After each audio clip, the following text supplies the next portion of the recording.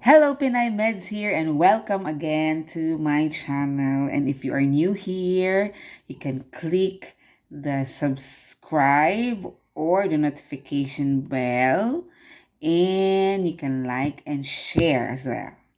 So, ngayon ang ating topic for tonight is ano ba yung pwede nating mga gawin while waiting for our person, for the right man. Okay? So very excited tayo, no? And I know that every one of us na yung nagpre-pray for the right man is, excited. And wala sa age yan. No, mapabata, in the middle age, or even in the, yung mga old age na. No, walang bata, walang matanda pagdating talaga sa pag-ibig. No, meron akong mga kakilala na they stay young and they stay fit because they are in love. Okay? Pero hindi dyan ang topic natin. So, ang topic natin ay yung anong pwedeng mga gawin natin as a Christian. Okay? As a Christian woman, while waiting for the right man, ano yung pwede natin mga gawin? So, number 1 is to be prayerful. Prayerful, bakit? Kasi yung temptation is nandyan lang sa tabi-tabi na yan. Mamimit mo lahat ng klase ng tao, especially klase ng mga lalaki. So if we will not be prayerful, hindi tayo magiging, alam mo yun, mapagbantay ba yung tamang term dyan? Pero hindi tayo ganun kaigmat ba ako sa Bisaya pa? No, hindi tayo ganun na yung very mabilis tayong makagets na, oy, this is temptation. I should not, entertain this one. So, baka mapunta tayo sa maling tao. Pray without ceasing in 1 Thessalonians 5:16. Pray without ceasing. Pray specifically for that person. Lord, gusto ko ganito, ganyan, ganyan, ganyan, ganyan. Ask. Diba? Yun ang Ginoo. And, ano pagid consistent tayo, no? Just be prayerful and, it will strengthen us and hindi tayo dahil madaling matempt. Second, reading the Word of God.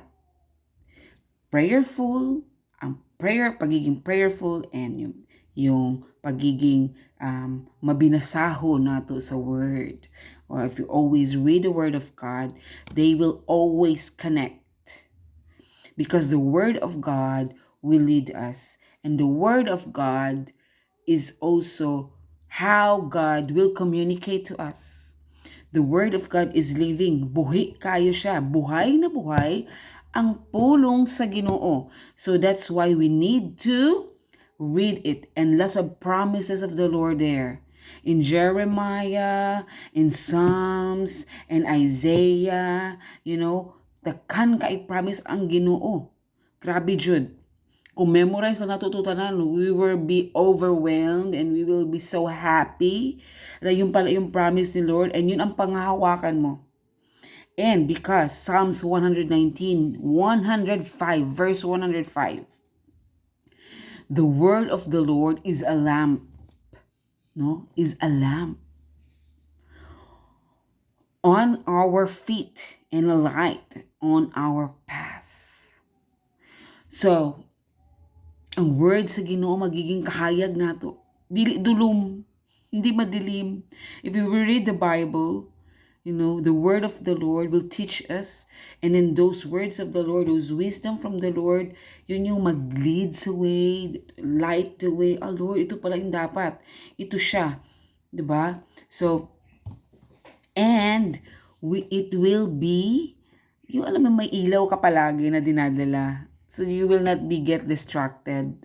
And number 3, involve yourself in the ministry. So I believe na kung saan man kayong church, meron kayong may mga ministry dyan, merong adult department, merong single, like our church, we have the single working adult department, we have the youth department, no? So dyan. And then, doon sa loob ng mga department na yan, we have the small or support group. Cell group siya sa ibang churches.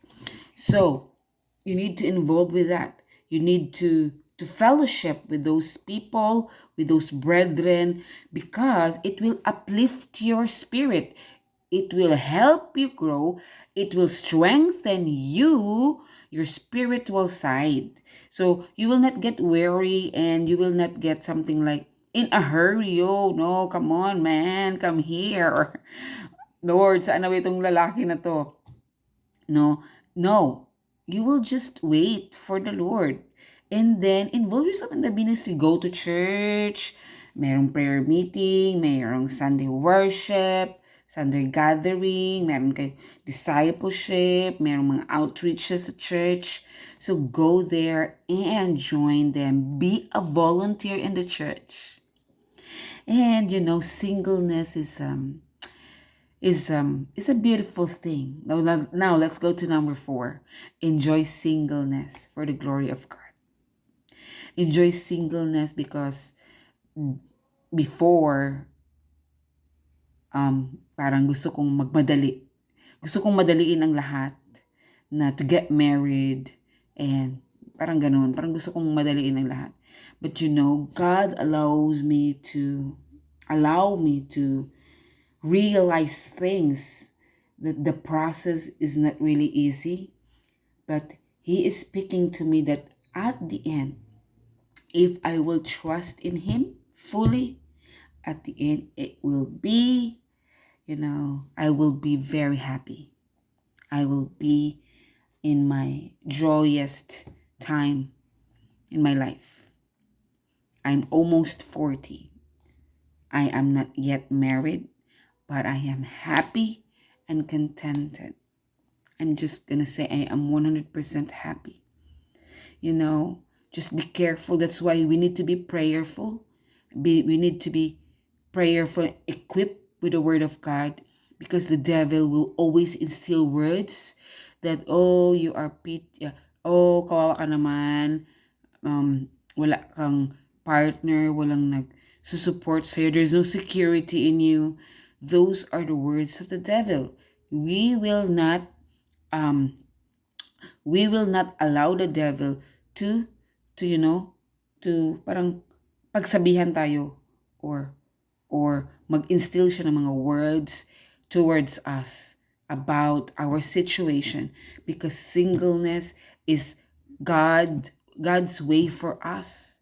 No, hindi siya para sa lahat ng tao, but it's a way for God to use us for His goodness and for His glory, and for the kingdom of the Lord, for the expansion of His kingdom.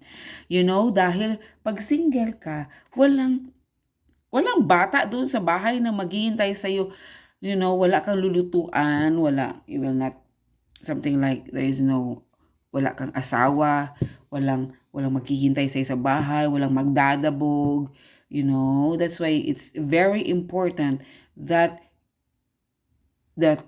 you will marry, for us Christian woman, that we will marry, na ang lalaki, we will have the same faith. It's, we have the same faith. We have the same goal with Christ. We have the same goal in our spiritual side. Okay? So, it is all by the grace of God. And number 5, medyo isisingit ko lang to dahil we need to be also fit. So, go and exercise and do walking, do anything that will make you fit your body. And also, it will, your mental health and physical health is very important right now. Before engaging into the long-term relationship, or we will call it forever. No, parang ang forever is always with the Lord. But I still believe that, when the time is right, the Lord will make it happen. That's in Isaiah 60:22. Kung time na gid na siya sa Ginoo, panahon na siya ni Lord na ihatag sa imuha. It will happen. It will happen. Nothing can kanang babag or hinder it to happen. But if time na gid na siya sa Ginoo that we will get married and be with this man that we are praying for, that we will be with this man that God ihatag sa Ginoo sa tuwa nga lalaki nga tao, it will happen. It will happen. And God is not He's not a liar. He always do His promises. And I believe that one day ang Ginoo gyud magiging perfect, or magiging magiging complete yung happiness na gusto nating ma-achieve for us Christian women that wants to marry. Okay? And I want to say a prayer for you. Just close your eyes so that we'll be connected to allow the Holy Spirit to connect us. Oh, Father God in heaven, thank you, Lord, for this day. Thank you for this moment that we gather in your name. Thank you for allowing us to understand things that sometimes it's difficult to process, but we trust in you. We trust in your word. We trust in you, Lord God, that you will bless us with these things, and ikaw lang good, Lord, ang nakabalo. You know everything. Thank you, Lord, for your greatness. Thank you for your power in our lives. Thank you for your protection. Thank you for the provision, Lord God, and all our prayers, Lord. We know that you will answer it in Jesus' name. You will answer it in Jesus' name, because you can and you will answer it. Thank you, Lord. Thank you. And all the glory belongs to you. In Jesus' name. And you say amen. Amen. Amen, Lord God. So, have a great day and God bless you all.